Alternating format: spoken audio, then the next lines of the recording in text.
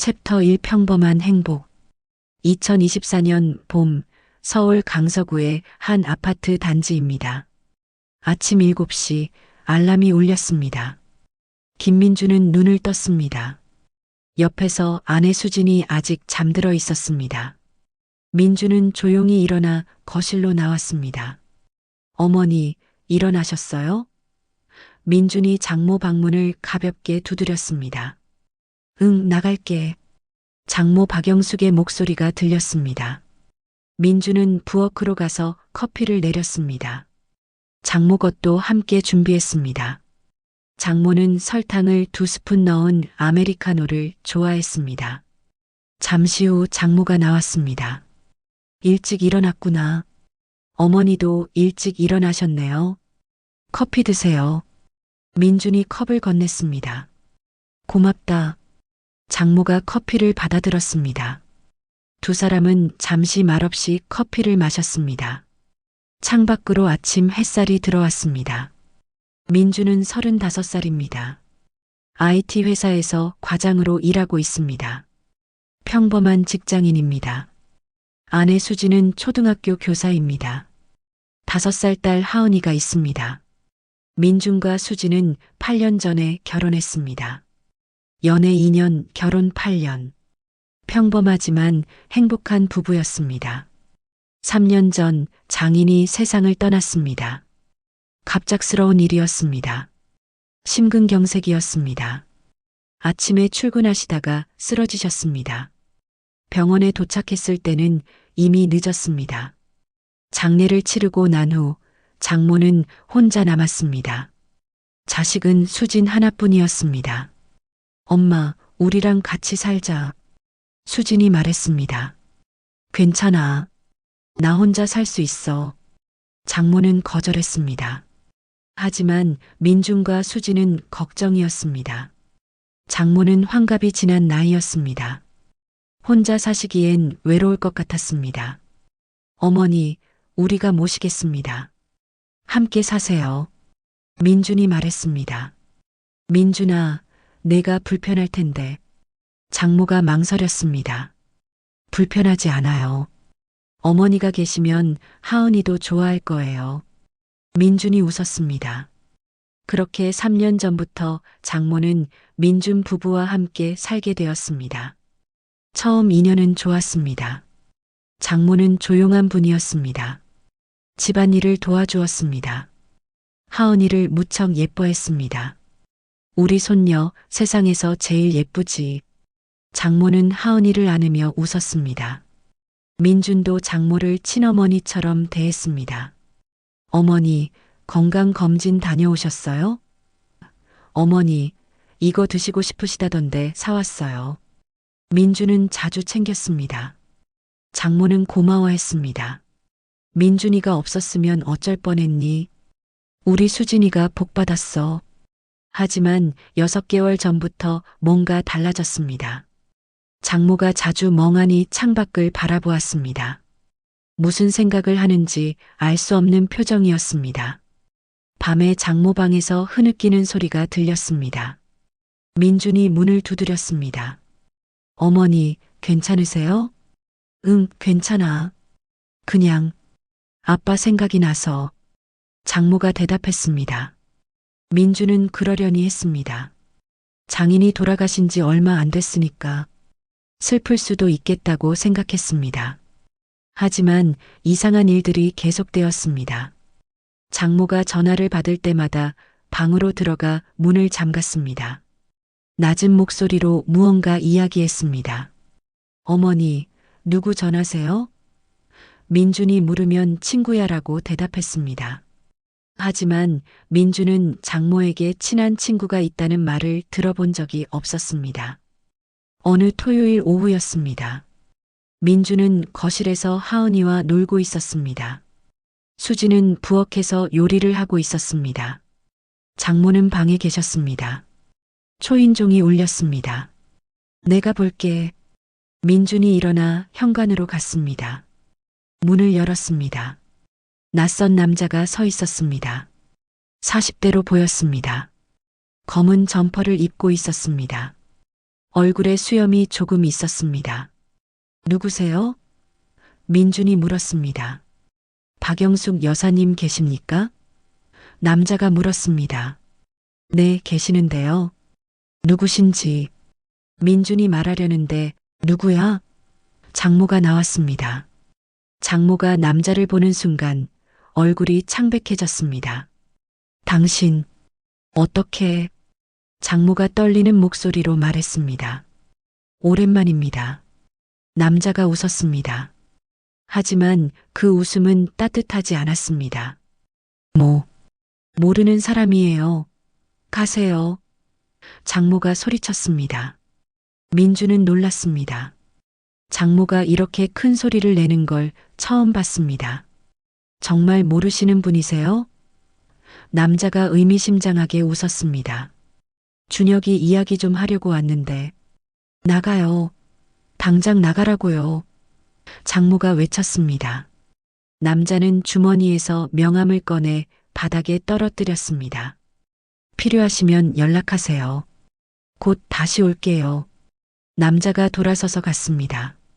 민준이 명함을 주우려 했지만 장모가 재빨리 가져가 찢어버렸습니다. 어머니, 저 사람 누구예요? 민준이 물었습니다. 장모는 대답하지 않았습니다. 그저 떨리는 손으로 찢어진 명함 조각들을 주었습니다. 어머니? 민준이 다시 물었습니다. 정말 모르는 사람이야. 사기꾼 같아. 요즘 그런 사람들 많잖니. 장모가 방으로 들어가며 말했습니다. 민준은 의아했습니다.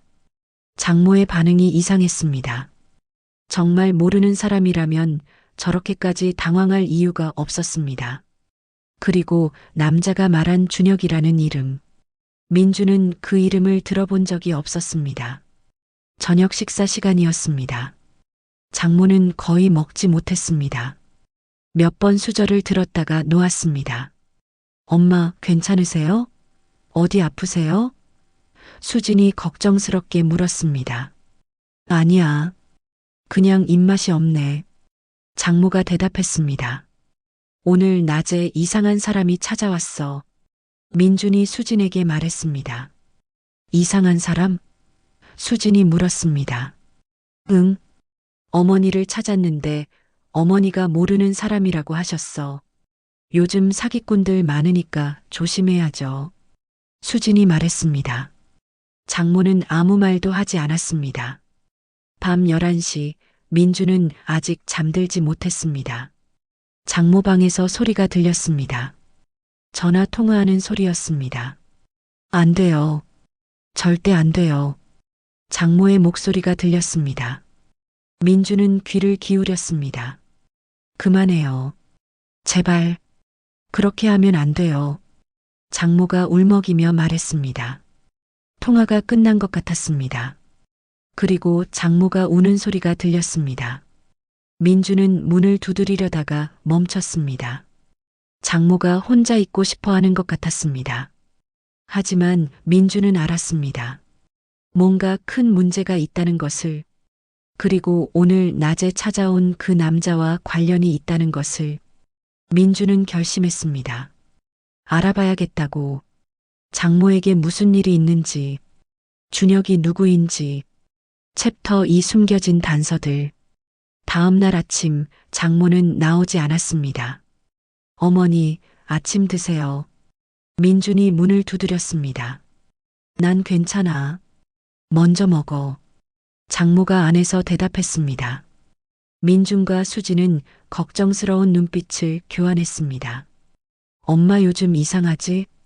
수진이 작은 목소리로 말했습니다. 응. 어제 그 사람 때문인 것 같아. 민준이 대답했습니다. 무슨 일일까? 수진이 고민했습니다. 나도 모르겠어. 한번 여쭤봐야 할 것 같은데. 민준이 말했습니다. 그날 저녁 민준이 퇴근하고 돌아왔을 때 장모는 외출 중이었습니다. 어머니 어디 가셨어? 민준이 수진에게 물었습니다. 병원 간다고 하셨어.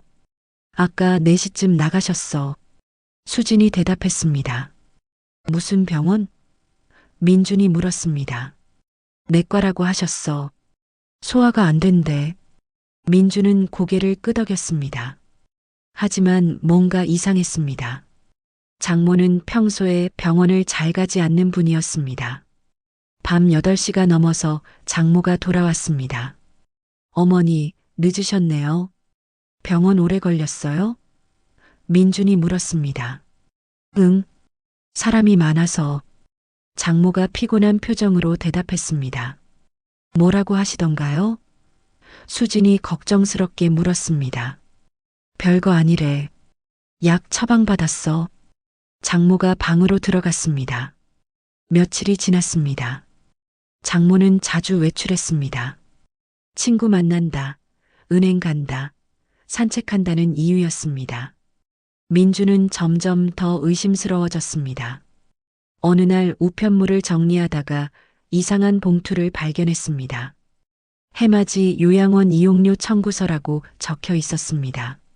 민주는 봉투를 자세히 봤습니다. 수신인 이름이 박영자로 되어 있었습니다. 장모 이름은 박영숙인데요. 영자?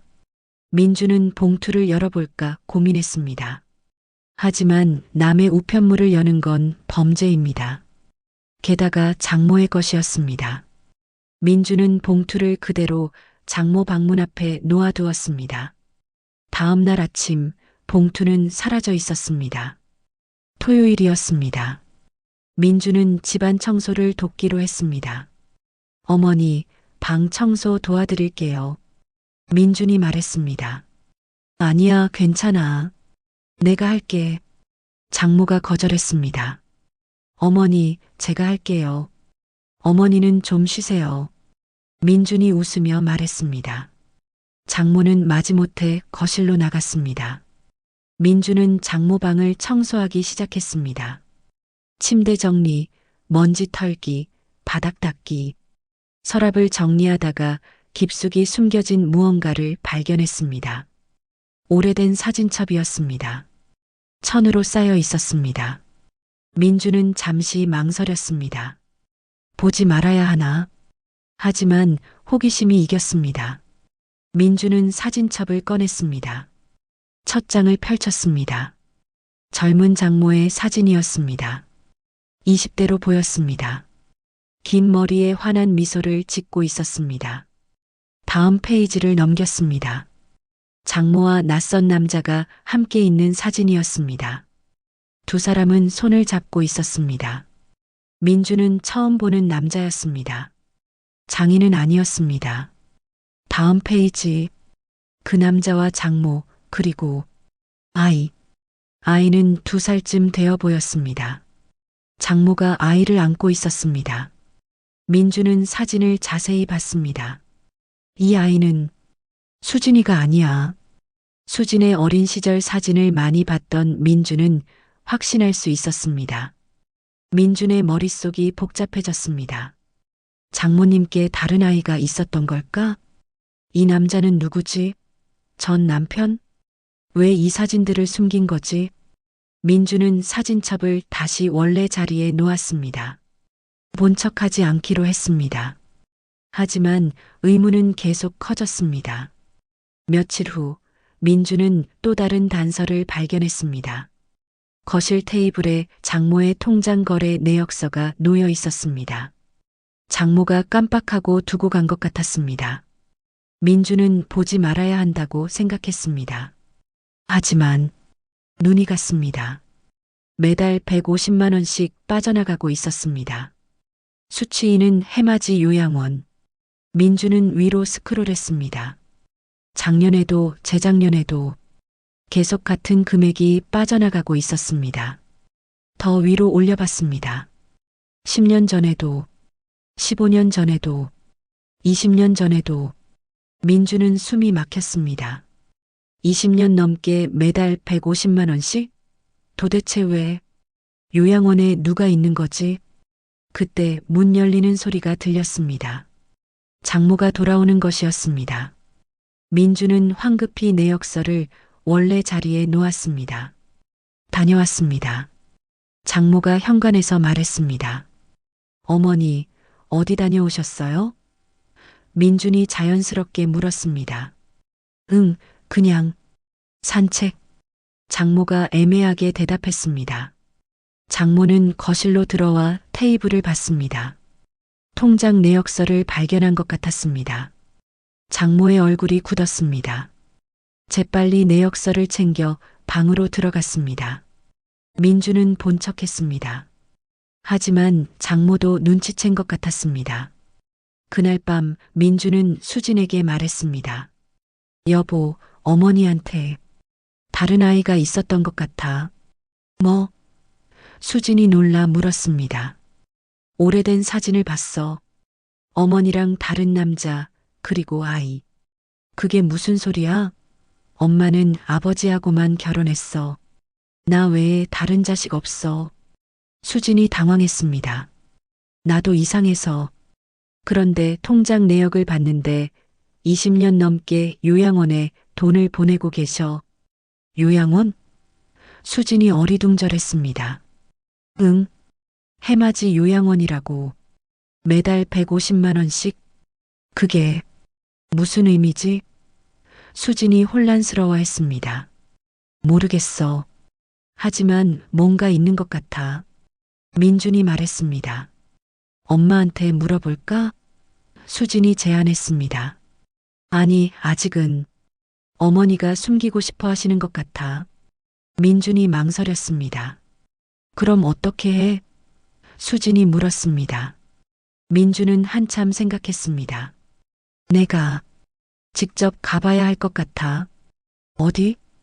수진이 물었습니다. 해맞이 요양원. 수진은 놀란 표정을 지었습니다. 민준아, 그건 알아.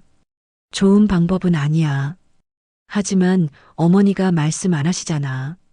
민준이 말했습니다. 그래도 수진이 망설였습니다. 걱정돼.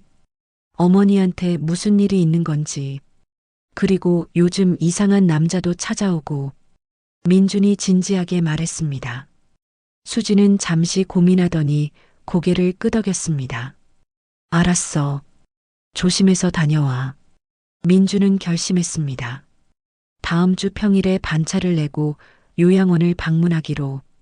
진실이 무엇이든 알아야 했습니다.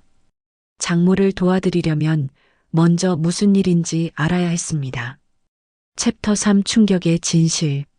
화요일 오후 민주는 반차를 냈습니다. 어디 가세요? 팀장이 물었습니다. 개인 일이 좀 있어서요. 민준이 대답했습니다. 민주는 회사를 나와 경기도 외곽으로 향했습니다.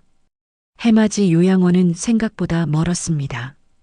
차로 1시간 반이 걸렸습니다. 요양원은 조용한 주택가에 있었습니다. 3층짜리 건물이었습니다. 해맞이 요양원이라는 간판이 보였습니다. 민주는 차에서 내려 건물로 들어갔습니다. 어서 오세요. 접수처 직원이 인사했습니다. 안녕하세요. 면회 왔는데요. 민준이 말했습니다. 어느 분 면회 오셨어요? 직원이 물었습니다. 민주는 잠시 망설였습니다. 이름을 알까? 하지만 시도해 볼 수밖에 없었습니다. 박준혁? 일하는 분인데요. 민준이 조심스럽게 말했습니다. 직원이 컴퓨터를 확인했습니다. 아, 네. 계십니다. 보호자이신가요? 네. 민준이 거짓말을 했습니다. 신분증 확인 부탁드립니다. 민준은 신분증을 보여줬습니다. 여기 서명하시고요. 2층 203호입니다. 직원이 안내했습니다. 민준은 계단을 올라 2층으로 갔습니다. 복도를 걸어 203호를 찾았습니다. 문 앞에 섰습니다. 민준은 심호흡을 했습니다.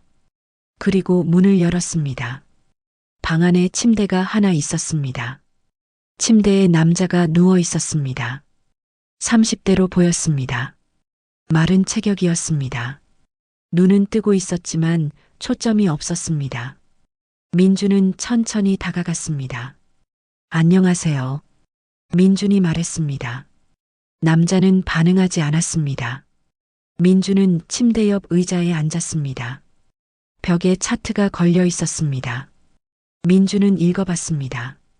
박준혁, 1994년생, 30세, 중증 뇌병변 장애 1급. 민준의 가슴이 철렁했습니다. 1994년생, 장모가 28세 때 낳은 아이. 수진이는 1991년생이 아니라, 아니 잠깐, 수진이는 1991년생입니다.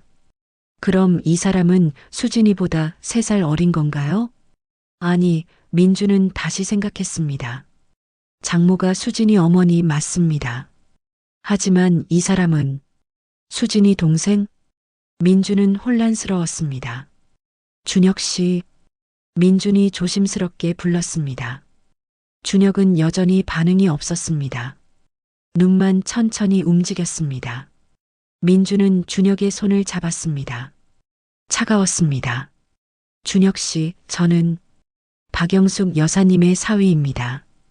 민준이 말했습니다. 준혁의 눈이 잠시 멈췄습니다. 반응한 것 같았습니다. 민주는 계속 말했습니다.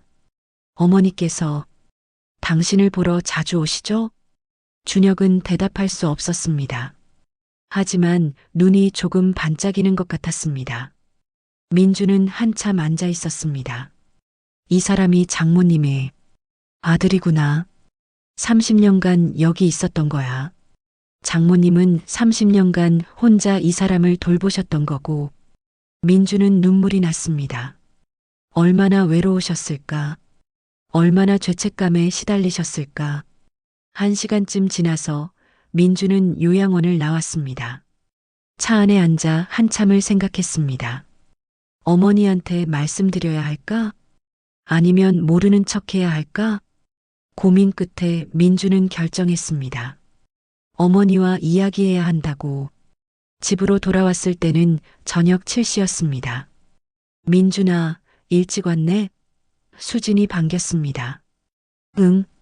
어머니 계세요? 민준이 물었습니다. 응, 방에 계셔.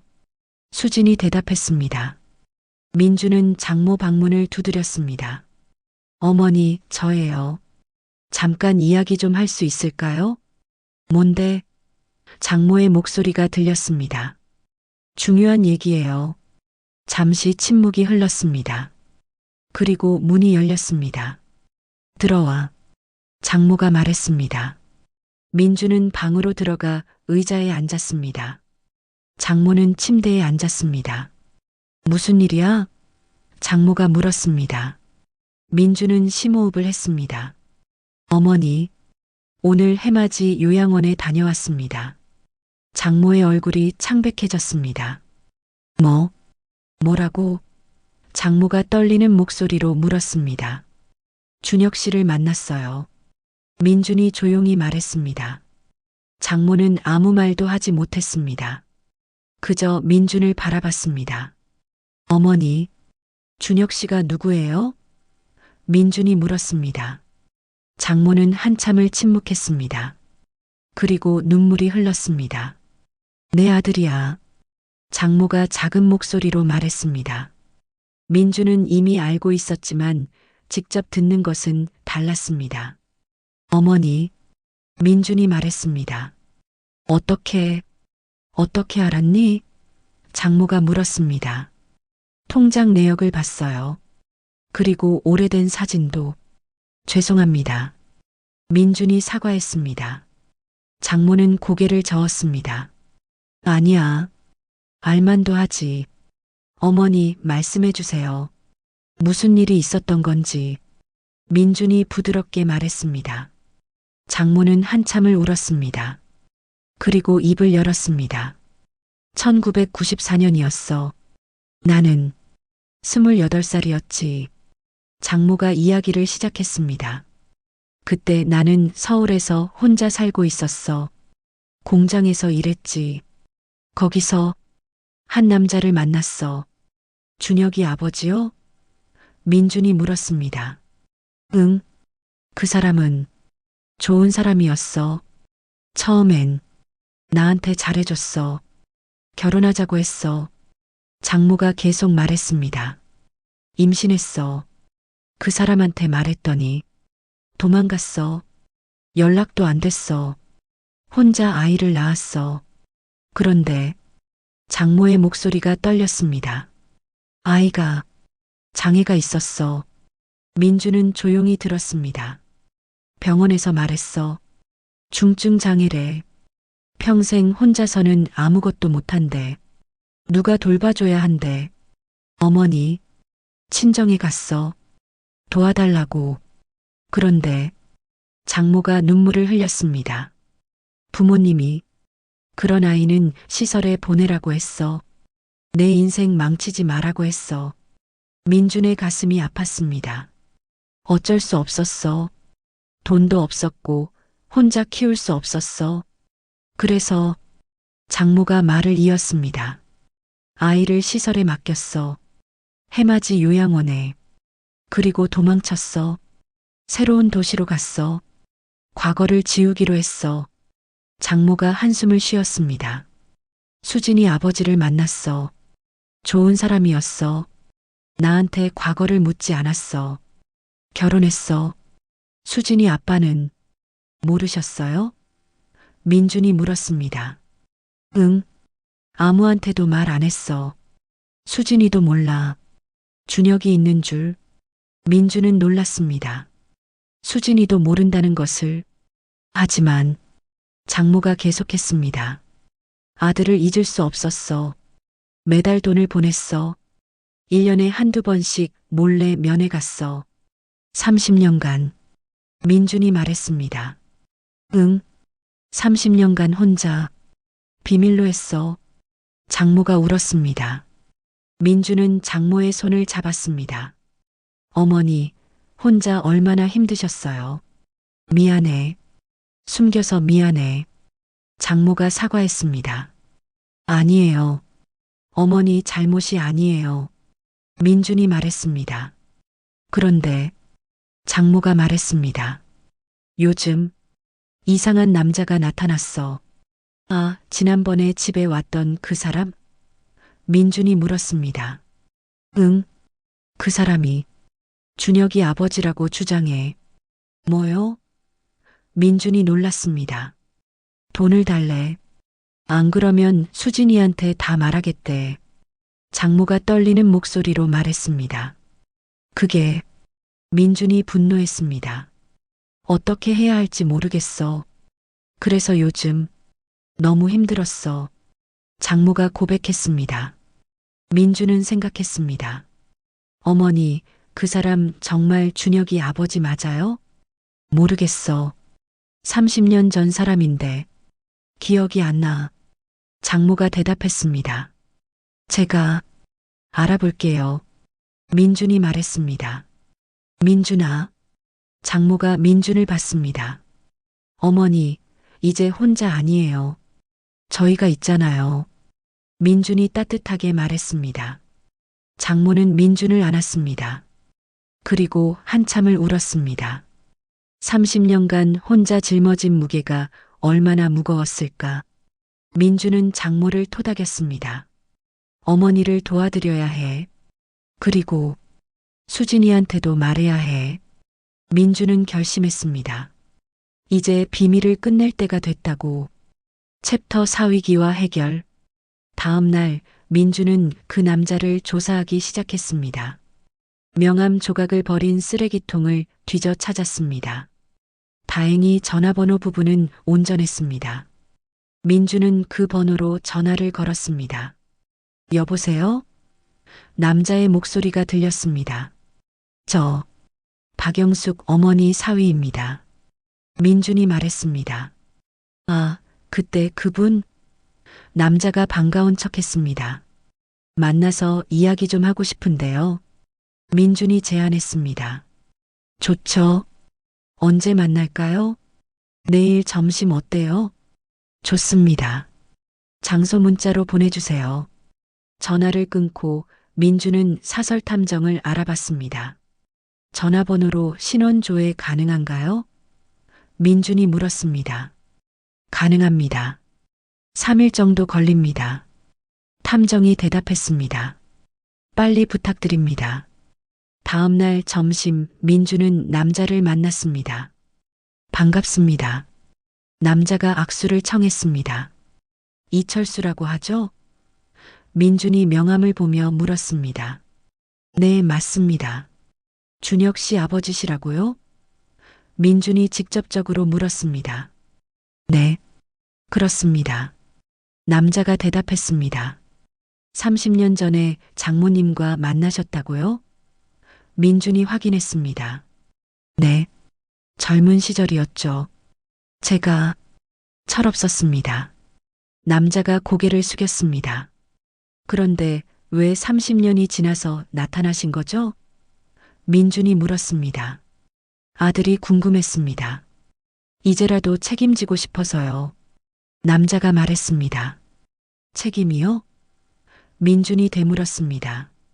네. 양육비도 드리고 아들도 만나고 싶습니다. 남자가 말했습니다. 민준은 남자를 관찰했습니다. 뭔가 거짓말하는 것 같았습니다. 얼마를 원하시는데요? 민준이 직설적으로 물었습니다. 남자의 표정이 변했습니다. 뭐라고요? 돈이 필요하시죠? 얼마입니까? 민준이 다그쳤습니다. 아니, 그게 아니라 남자가 당황했습니다. 장모님을 협박하지 마세요. 경찰에 신고하겠습니다. 민준이 경고했습니다. 협박이라니요. 저는 진짜 아버지라고요. 남자가 소리쳤습니다. 증거 있습니까? DNA 검사라도 하실 겁니까? 민준이 물었습니다. 남자는 말을 멈췄습니다. 그건 남자가 머뭇거렸습니다. 연락 주시죠. 확인되면 이야기하시죠. 민준이 일어났습니다. 며칠 후 탐정에게서 연락이 왔습니다. 조사 결과 나왔습니다. 어떻게 됐나요? 민준이 물었습니다. 이철수 43세. 직업 없음. 도박 빚 5천만 원. 전과 3범. 민준은 예상했던 대로였습니다. 그리고 탐정이 계속 말했습니다. 해맞이 요양원 전직 직원입니다. 뭐라고요? 민준이 놀랐습니다. 2년 전까지 거기서 일했습니다. 환자 기록에 접근 가능했을 겁니다. 그럼 민준이 깨달았습니다. 네. 박준혁 씨 기록을 보고 보호자 정보를 알아낸 것 같습니다. 친부가 아니라는 거네요? 민준이 확인했습니다. 그럴 가능성이 높습니다. 추가로 진짜 친부는 2004년에 교통사고로 사망했습니다. 민준은 안도했습니다. 그리고 분노했습니다. 이 사기꾼. 민준이 이를 갈았습니다. 경찰에 신고하시겠습니까? 탐정이 물었습니다. 네, 바로 하겠습니다. 민준은 경찰서로 갔습니다. 모든 증거를 제출했습니다. 공갈 및 사기 혐의로 고소하겠습니다. 민준이 말했습니다. 경찰은 조사를 시작했습니다. 일주일 후 이철수는 체포되었습니다. 도박 빚 때문에 그랬다고 자백했습니다. 민준은 장모에게 알렸습니다. 어머니, 그 사람 체포됐어요. 가짜였어요. 장모는 안도의 눈물을 흘렸습니다. 정말? 네. 이제 안심하세요. 하지만 민준은 알고 있었습니다. 진짜 문제가 남아있다는 것을, 수진에게 진실을 말해야 한다는 것을. 그날 밤 민준은 장모와 마주 앉았습니다. 어머니, 수진이한테 말해야 해요. 장모는 고개를 저었습니다. 안 돼. 수진이가 알면. 어머니, 언젠가는 알게 될 거예요. 그리고 나중에 알면 더 상처받을 거예요. 민준이 설득했습니다. 하지만 장모가 망설였습니다. 저도 함께 있을게요. 제가 도와드릴게요. 민준이 장모의 손을 잡았습니다. 장모는 한참을 고민했습니다. 그리고 고개를 끄덕였습니다. 알았어. 말할게. 다음 날 저녁 민준과 장모는 수진을 거실로 불렀습니다. 하은이는 친구 집에 놀러 보냈습니다. 왜 그래? 무슨 일 있어? 수진이 걱정스럽게 물었습니다. 수진아, 장모가 떨리는 목소리로 말했습니다. 엄마가 할 말이 있어. 응? 수진이 앉았습니다. 민준이 수진 옆에 앉아 손을 잡았습니다. 장모가 입을 열었습니다. 수진아, 너한테 오빠가 있어. 수진은 멍했습니다. 뭐라고? 엄마가 너 낳기 전에 다른 아이가 있었어. 장모는 모든 것을 이야기했습니다. 1994년 미혼모로 아이를 낳았던 일, 아이가 장애가 있었던 것, 시설에 맡겼던 것, 30년간 숨겼던 것. 수지는 듣는 내내 아무 말도 하지 못했습니다. 이야기가 끝났을 때 침묵이 흘렀습니다. 수진아, 장모가 조심스럽게 불렀습니다. 수진의 눈에서 눈물이 흘렀습니다.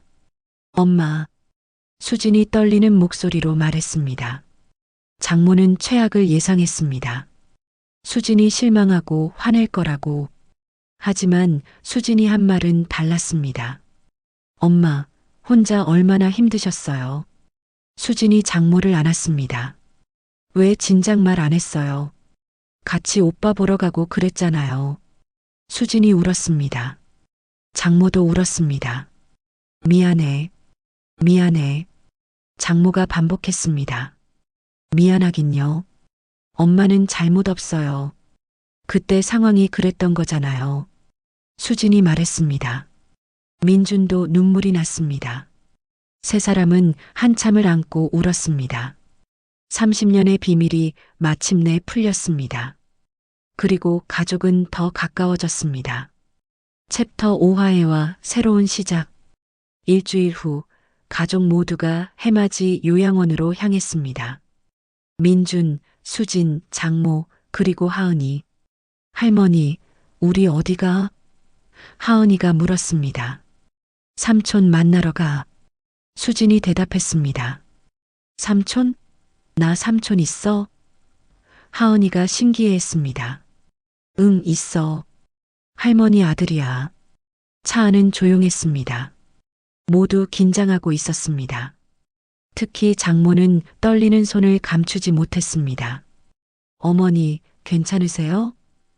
민준이 백미러로 장모를 봤습니다. 응, 괜찮아. 장모가 대답했습니다. 하지만 괜찮지 않았습니다. 30년 만에 딸과 함께 아들을 만나러 가는 것이었습니다. 요양원에 도착했습니다. 어서 오세요. 준혁 씨 면회 오셨죠? 직원이 반겼습니다. 장모는 이곳 직원들과 익숙했습니다. 30년간 매달 왔으니까요. 영숙 씨, 오늘은 가족분들이랑 오셨네요? 직원이 웃으며 말했습니다. 네. 장모가 작게 대답했습니다. 2층으로 올라가 203호 앞에 섰습니다. 장모가 문을 열었습니다. 준혁아, 엄마 왔어. 장모가 떨리는 목소리로 말했습니다. 침대에 준혁이 누워 있었습니다. 눈을 뜨고 천장을 보고 있었습니다. 수지는 멈췄습니다. 오빠를 처음 보는 것이었습니다. 오빠, 수진이 작은 목소리로 말했습니다. 장모가 준혁의 손을 잡았습니다. 준혁아, 오늘은 특별한 날이야. 내 동생이 왔어. 수진이 천천히 다가갔습니다. 침대 옆에 앉았습니다. 오빠, 나 수진이야. 내 동생. 수진이 떨리는 목소리로 말했습니다. 준혁의 눈이 수진 쪽으로 움직였습니다. 오빠 미안해. 진작 알았어야 했는데. 미안해. 수진이 울었습니다. 수진이 준혁의 손을 잡았습니다. 따뜻했습니다. 하은이가 다가왔습니다. 삼촌이야? 응, 삼촌이야. 수진이 대답했습니다. 안녕, 삼촌. 나 하은이야. 하은이가 밝게 인사했습니다. 준혁의 입가에 미소가 지어졌습니다. 아주 작은 미소였지만 확실히 웃고 있었습니다. 준혁아, 내가 웃었어. 장모가 눈물을 흘렸습니다. 민주는 뒤에서 조용히 지켜봤습니다. 가슴이 뭉클했습니다. 1시간 동안 가족은 함께 있었습니다. 수지는 준혁에게 자신의 이야기를 했습니다. 오빠, 나 초등학교 선생님이야. 애들 가르쳐. 재밌어. 하은이는 그림을 그려 보여줬습니다. 삼촌, 이거 우리 가족이야. 여기 할머니, 엄마, 아빠, 나 그리고 삼촌. 장모는 준혁의 머리를 쓰다듬었습니다. 준혁아, 미안해. 엄마가 내 곁에 못 있어서 미안해. 준혁은 말할 수 없었지만 눈으로 말하는 것 같았습니다. 괜찮아요, 엄마. 요양원을 나올 때 장모는 한결 가벼운 표정이었습니다. 30년 만에 처음으로 마음 편히 아들을 봤어. 장모가 말했습니다. 이제 자주 와요, 엄마. 우리 같이 오빠 보러 와요. 수진이 장모의 손을 잡았습니다. 그래, 그래야지. 장모가 눈물을 닦았습니다. 차 안에서 하은이가 말했습니다. 삼촌 좋아. 다음에 또 가자. 그래, 다음에 또 가자. 민준이 웃으며 대답했습니다. 집으로 돌아오는 길, 수진이 장모에게 물었습니다. 엄마, 오빠 이름 왜 준혁이에요? 준혁이는 준거라고 빛나는 사람이라는 뜻이야. 엄마가 아들이 그렇게 자라길 바랐어. 장모가 대답했습니다. 좋은 이름이에요, 엄마. 수진이 말했습니다. 그날 저녁 가족은 식탁에 둘러앉았습니다. 오늘 의미 있는 날이었어. 민준이 말했습니다. 그러게요. 우리 가족이 더 커졌어요. 수진이 웃었습니다. 나 삼촌 생겨서 좋아. 하은이가 기뻐했습니다. 장모는 가족들을 바라봤습니다. 눈시울이 붉어졌습니다. 고마워. 너희들 정말 고마워. 장모가 말했습니다. 어머니, 우리가 가족이잖아요. 민준이 말했습니다. 민준아. 장모가 민준을 봤습니다. 내가 없었으면 나는 아직도 혼자 숨기고 있었을 거야. 어머니도 제 엄마세요. 당연한 거예요. 민준이 웃었습니다. 너 정말 우리 집 천사야. 장모가 민준의 손을 잡았습니다. 수진도 민준을 안았습니다. 여보, 고마워. 뭐가 고마워? 우리 가족인데. 민준이 말했습니다. 며칠 후 장모가 민준에게 말했습니다. 민준아, 나 결정한 게 있어. 뭔데요? 민준이 물었습니다. 준혁이 호적에 올리려고. 장모가 말했습니다. 민준은 놀랐습니다. 정말요? 응. 30년간 숨겼잖아. 이제는 당당하게 내 아들이라고 말하고 싶어. 장모가 단호하게 말했습니다. 어머니, 민준은 감동했습니다. 그리고 장모가 계속 말했습니다. 준혁이를 집으로 데려올 순 없지만 자주 보러 갈 거야. 가족 모두 같이. 좋은 생각이에요, 어머니. 민준이 지지했습니다.